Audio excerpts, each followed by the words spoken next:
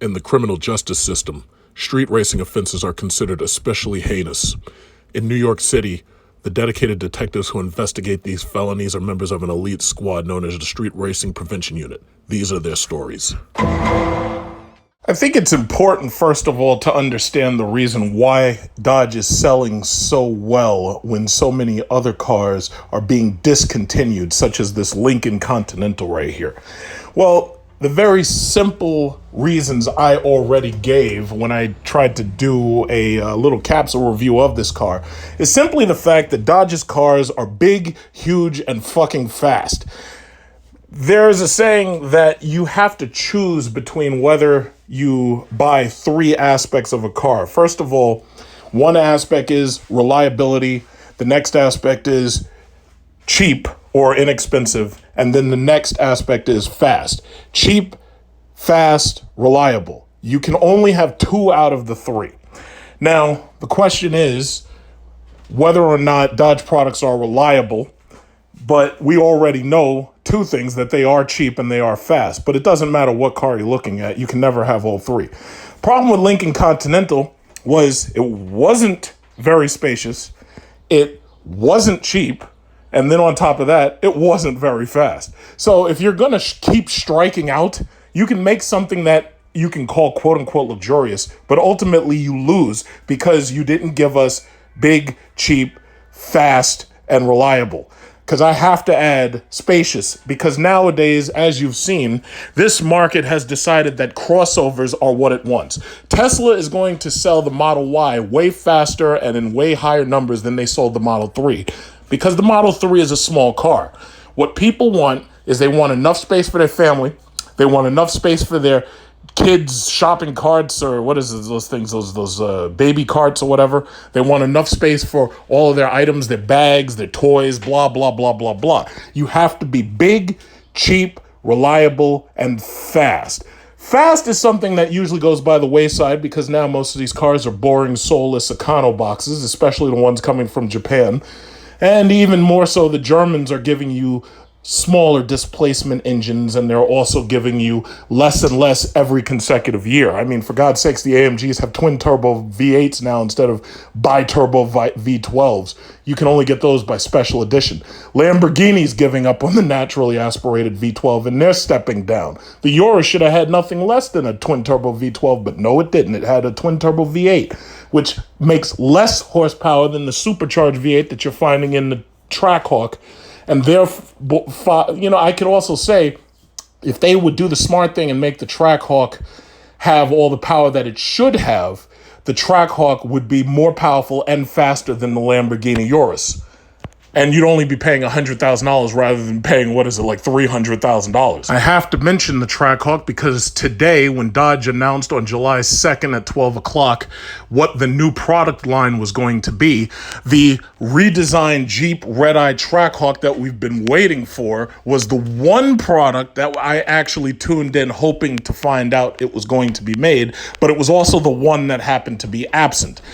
Jeep screwed up hilariously bad by not releasing a Trackhawk that looked different than the current production line of Jeep SRT and more different than the current production line of Jeep Limited, Laredo, and so forth and so on. Jeeps have a lot of trims. I can't even name them all. They have the 4x4, the Latitude, the Altitude. They have so many, it's ridiculous.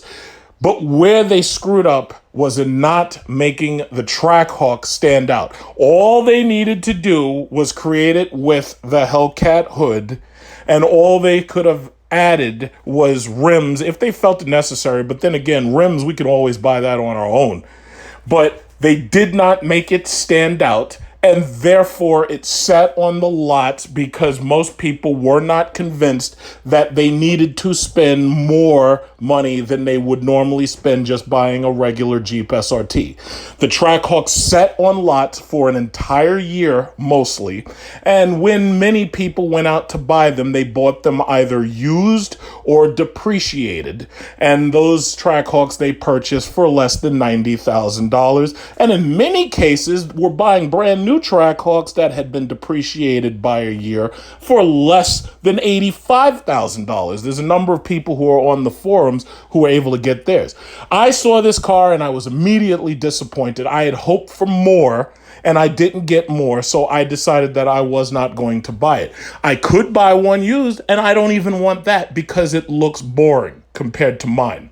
What we did get, however, today was official announcement that we had already found about yesterday, since I leaked the photos myself, that Dodge has finally put the Hellcat engine in the Durango SRT. There are a lot of people who knew that the Durango SRT was going to get the Hellcat engine, and many of them actually waited until it got the Hellcat engine before they decided that they were going to buy one. The SRT Durango has been okay, but it has not sold in the numbers of the Jeep SRT for one very simple reason. I'm not interested in it because I don't have multiple children sitting in the back seat. The Durango SRT is the kind of car that you buy when you've got 3 or 4 kids and you go traveling a lot with them. What you really wanted and what was not given to us was a Jeep Trackhawk, because first of all, that's a stupid name. Birds do not race around a stupid track. Birds fly. They should have simply called it the Jeep Hellcat, but apparently they didn't want to do that because supposedly Hellcat is a Dodge term. But the thing about it is it should apply to anything that has a Hellcat engine in it. That's simple logic. So bottom line is this. The Durango Hellcat is coming. It looks pretty good. The Durango that currently exists in SRT form with the regular 6.4 liter, it's still a great looking truck.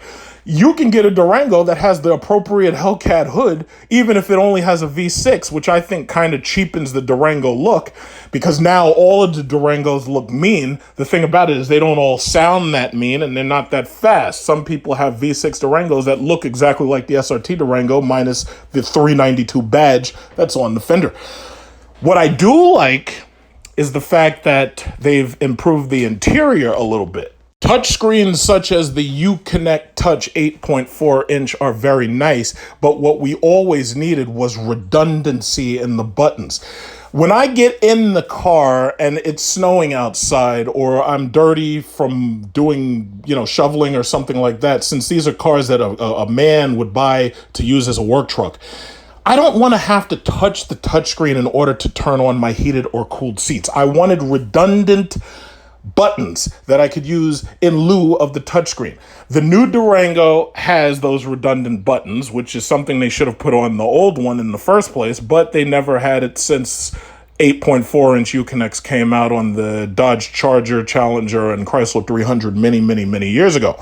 So now they do have it. It looks like you're going to have a steering wheel button, you're going to have a heated seat button, a cooled seat button, and then you'll have the regular buttons that you normally would have had for the heating, ventilation, or air conditioning control. So that makes me feel very good about it. So I already know that now that they found out, since Tim Kuniska said it, that the Durango Hellcat is going to be produced in limited numbers and only for this one model year, I believe that a lot of Durango SRT owners who have the money to burn are going to probably do the bidding of FCA at this point, and they're going to go in and they're going to lay down the deposits, because there's going to be like a $5,000 or $10,000 deposit or something, since this thing is going to be in such limited numbers. In fact, what bothers me is the fact that the Durango Hellcat may end up being exactly like the Dodge Demon.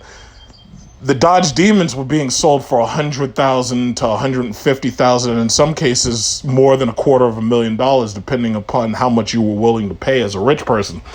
But to have that limited edition numbering, people were willing to pay it. I hope that doesn't happen with the Durango Hellcat, but the mere fact that I could go into a dealership and these jerk-offs could tell me that I have to put down a $30,000 deposit or overcharge on a Jeep Trackhawk before it even came out, or that I'd have to put down $110,000 to buy a Dodge Charger Hellcat when it first came out, pretending that this thing was going to be limited edition.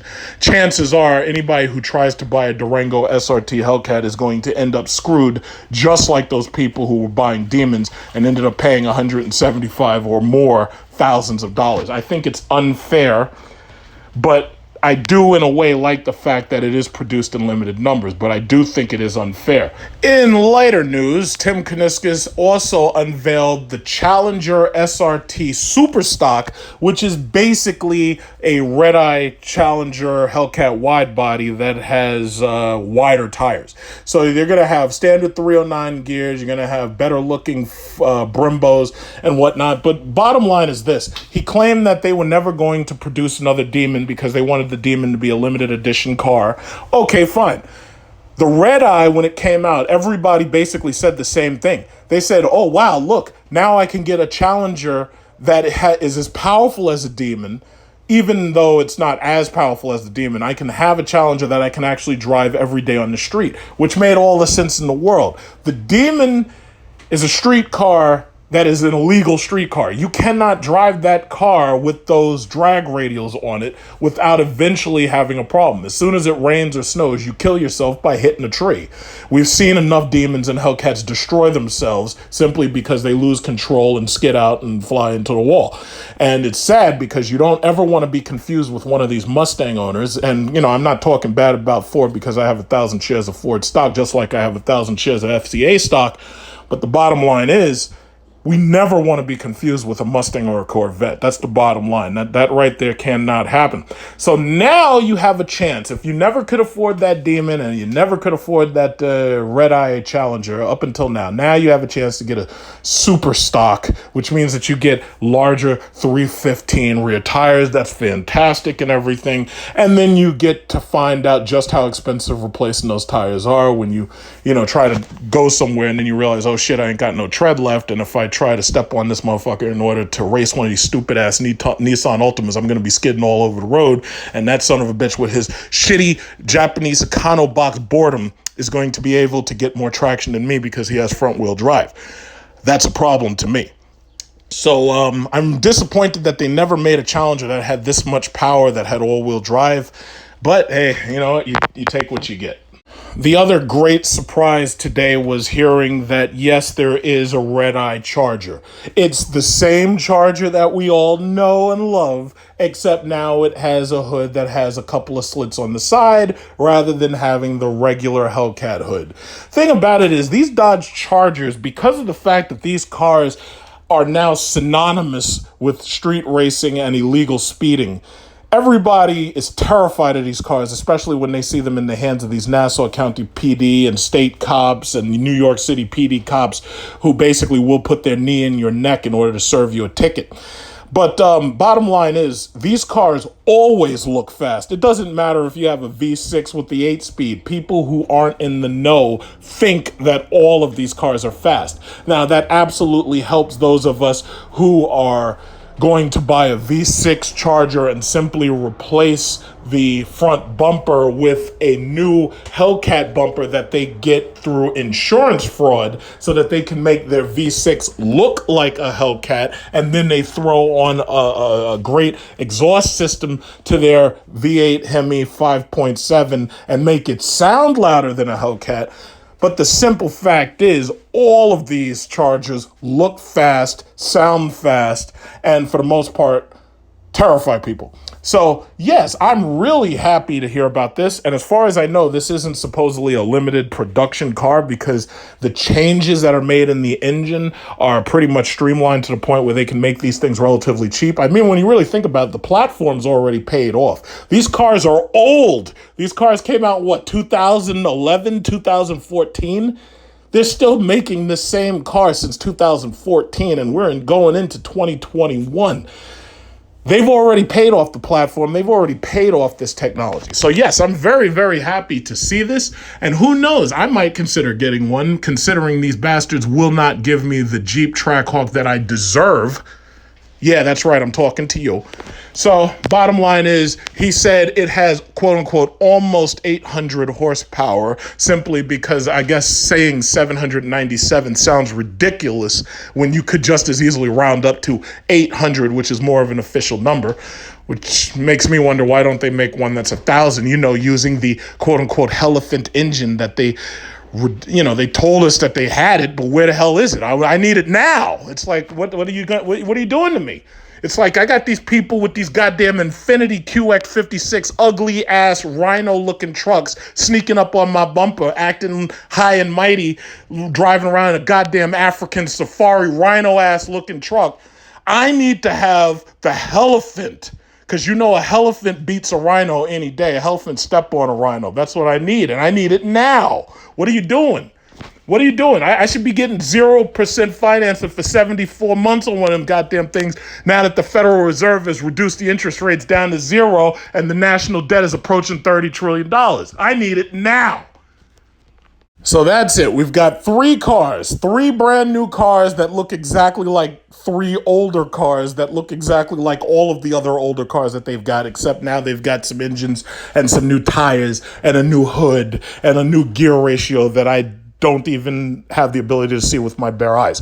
So that's what it was. If you tuned in, great. I'm glad you saw it. It's wonderful. All the people from BMW, all the people from Hyundai and Honda and Acura and all of those companies where they're making these boring ass ECONOBOXES that are slow and quiet. I'm glad everybody tuned in, because now you know exactly what I'm going to be terrorizing these roads with when you see me pass you at 130 miles an hour in a 55 mile per hour zone.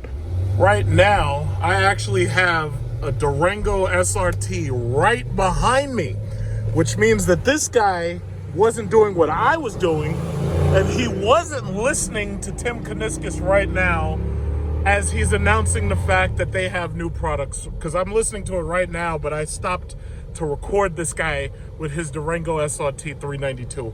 Unfortunately, now he has to take it back because now the Hellcat Durango's out.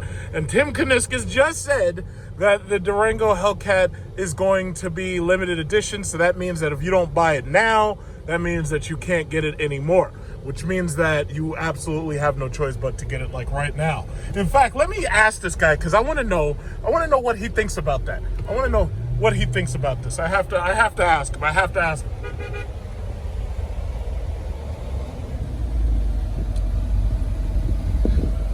Love your truck. Here's a question. I was listening to the announcement right now. Did you know that they have the Hellcat Durango, but you're only going to be allowed to buy it just this next year, and that's it? Yeah. What do you think? You can soup this up to get to that. It's the same engine. I love that color. Thank you. All right. You see, I just had to do that. Normally I would have never talked to this guy, but I just had to do that. I just had to ask him, because he has such a beautiful, beautiful color and beautiful, beautiful, beautiful truck, Such a beautiful color. And that means that if you don't buy it now, you'll never be able to buy it. And I guess in a way, that's kind of what they should have done a long time ago, tried to limit these things so that this way, it would actually get more excitement. Because the thing about it is the Demon having that number badge over on the side, I think that was a great idea. Because when I see a Demon, I know I'd never probably buy a Demon, but I'm really excited just to see what number the Demon is. So when you say that you're going to limit something to 3,000 or 6,000 or something, and then I can physically go and see it at a car show and I can count the numbers, that to me is more exciting than, just having, cars that are being printed and they don't have the number, because I don't think they're special as much as they could be. So anyway, I saw that they said, okay, so they got the Challenger Super Stock, which he says that, Tim Kuniskis, he said that they weren't going to ever make another Demon. But here's my thing. If you're just going to make something that has almost as much power as the Demon, and then you're going to put the same damn tires and wheels on it, then technically what you did was you just created a Demon with a different hood. But the thing about it is the Demon, as a stock race car, it never really made sense to me. And they always talked about the fact that with that thing, when you have a Demon, first of all, you can't drive around with those Nitto drag radials because they're not street legal, and you're likely to get yourself into an accident. But then on the other the other problems that you have with those things, why buy a Demon when it comes with less equipment than, say, the Redeye? The Redeye made more sense as a car. It's like, it doesn't matter how much power the thing had. The Redeye was a full package. It had like everything. It's got the back seat and all that stuff. And I understand that there's a lot of people who really want to drag race a car, but when you buy a car that's limited edition like that, you don't want to drag race that thing. It's like you want to keep that thing locked up in a jewel case, and you want to keep it clean, and you don't want to lock that. You don't want to drive that car. It's like, it doesn't make sense to me. But the Demon is a beautiful car. Like the one that I had the most chance to really get to see was Herman's, Demonology's Demon, and that's such a beautiful car. But it's a car I would never buy because I don't like the Challenger, because it's too small. The roof line is too low. Like, I'm a big guy, and even sitting in the Charger and the 300, it just got to be, it was too small for me. Like, I needed a bigger one. See, the reason why, somebody got caught. The reason why FCA is doing so well is because they make big cars that are huge. And oh man, what'd you do? You called me. So anyway, they make big cars that are huge and fucking fast. Like, nobody else, with the exception of these electric cars, makes a big car that's huge and fucking fast. The problem is Tesla is way too expensive. Like, their stock is $1,200 right now. But the thing about it is those cars are way too expensive. The Model X costs, $90,000 to start. Now, when you look at, Dodge, they're selling the same exact truck with a V6 and an 8-speed for $30,000 or $40,000 if you get like even basic equipment. It's about $40,000, give or take. Same thing goes for the Jeep. But the issue that I see is that nobody else offers that. Like, if you look at a Kia Telluride or a Hyundai Palisade, those things, $47,000. Yeah, they got all the equipment, but the problem is all you can get is the V6. Chrysler did the smart thing, and they did the same thing a long time ago. They made a vehicle that you could just put any engine and any transmission in it that you really wanted, and that basically allowed you to mix and match, which means that they could have more SKUs. And so basically it's the same damn car. And like, while most people will criticize and they'll be like, yeah, well, that's cheap. Yeah, but the simple fact is it's profitable. So these platforms are paid off. You get a great car. Unlike you and your shitty, what is that Toyota thing? Look at this. I got the heated, cooled seats. Right now, my cooled seat is at high, cooling my ass while that cop is pulling this guy over with his shitty Toyota, because that guy right there got so bored that he ended up driving right off the road because he was bored, and he ended up crashing in a tree because he got bored. Now, if I got bored, all I got to do, which I would never get bored, but all I got to do is hit this button right here, turn on my adaptive cruise control, hit set, and then I can take my foot off the wheel and the thing drives itself. Now, you ain't got that shit in your Toyota. You'd have to buy a Lexus, and it would cost you 3 or 4 times the cost of one of those boring ass Camrys. But I got it for the low price of $80,000. But your Lexus with all this stuff would cost like more like $100 and something thousand, and it's not worth it because it's just so goddamn boring, and you don't even have a V8. You just don't. So you can't even make real noises. You got to put a fart can muffler under your Tucson in order to make noises, just to let people know you're there. And driving that goes so boring that you just go to sleep. It's so boring. I don't want boring shit. So anyway, they said that they got the Charger Redeye. We got the Charger Redeye out there. And then you got the, the Super Stock. So we finally have, for people who couldn't buy a Demon, but they wanted a Challenger, now you got the Super Stock. Good for you. And that's wonderful.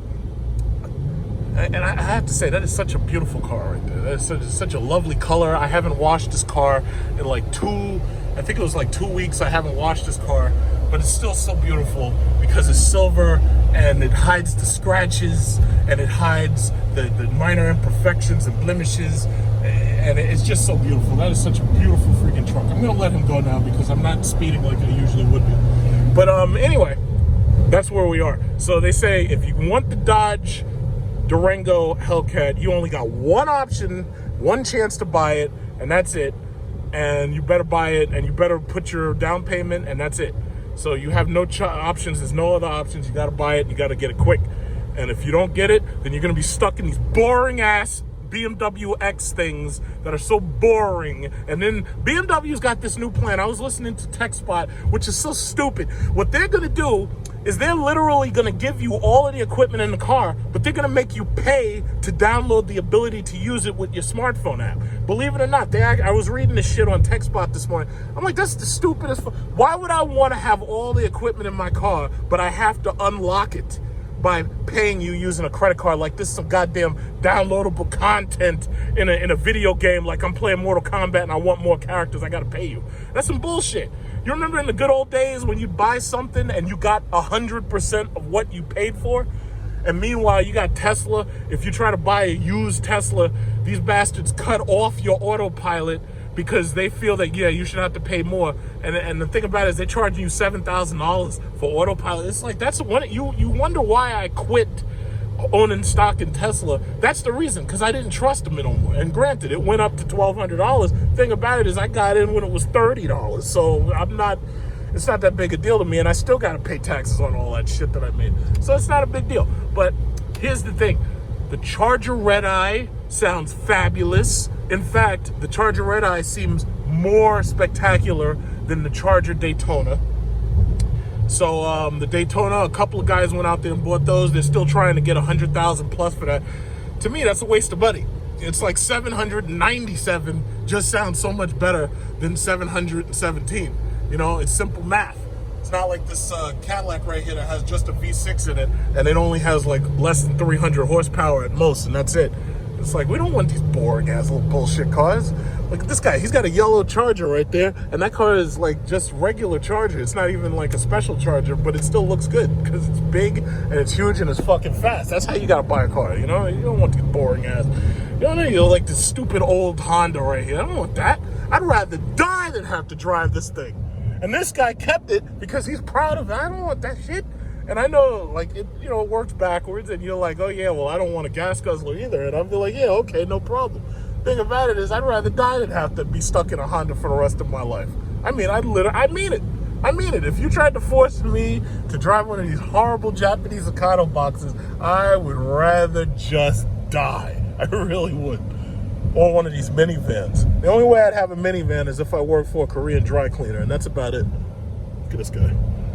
No, thank you. Chrysler Pacifica is way better. If I had to rent a minivan to go on a road trip, that's exactly what I'd have. But let me tell you something. Being a Jeep SRT owner, love this car. This is the best purchase I've ever made when it came to automotive. I love it.